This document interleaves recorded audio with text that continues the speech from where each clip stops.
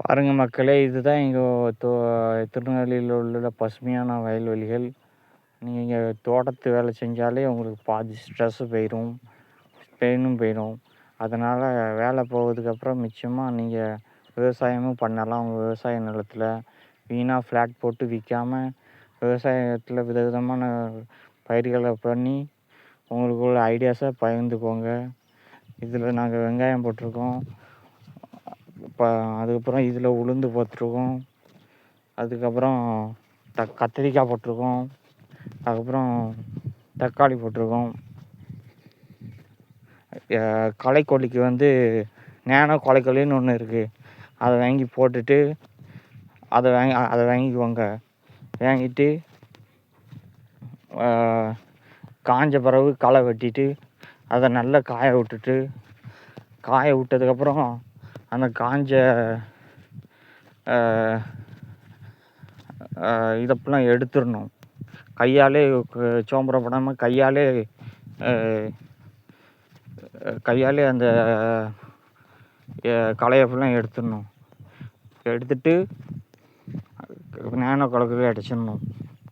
அதுக்கப்புறம் கொஞ்ச நாள் விட்டு ஒரு 7 நாள் 8 நாள் விட்டு மருந்து அடிக்கணும். நேனோ களைக்கொல்லி மருந்து அடிச்சுட்டு அதுக்கப்புறம் கொஞ்ச நாளுக்கு அதுக்கப்புறமும் ஒரு 2-3 நாள் கழித்து நல்லா காய விட்டுட்டு அதுக்கப்புறம்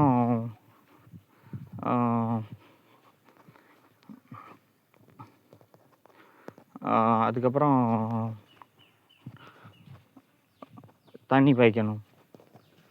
குட் ஃப்ரெண்ட்ஸ், இதான் பாருங்கள் திருநெல்வேலியில் மரம். தோட்டத்தில் இதை மாதிரி ஷெட்டு போட்டு வச்சுக்கிட்டிங்கன்னா தேவையான பொருளை உள்ளே வச்சுக்கலாம்.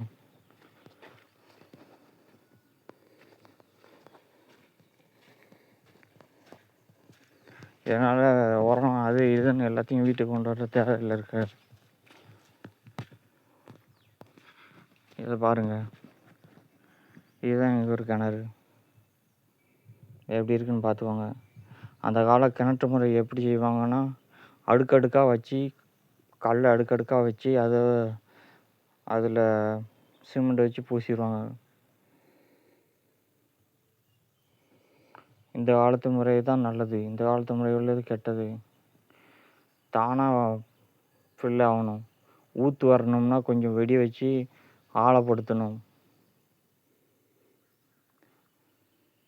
அதே மாதிரி இப்போ டெக்னாலஜி முறையில் வச்சு எங்கே ஊற்று இருக்குதுன்னு கண்டுபிடிச்சி அதில் போர் போடுங்க. வீணாக அந்த காலத்து முறையை யூஸ் பண்ணாதீங்க. அது சேஃப்டி கிடையாது. அது மாதிரி அது ராங்காக காட்டவும் வாய்ப்பு இருக்குது. Thank you friends.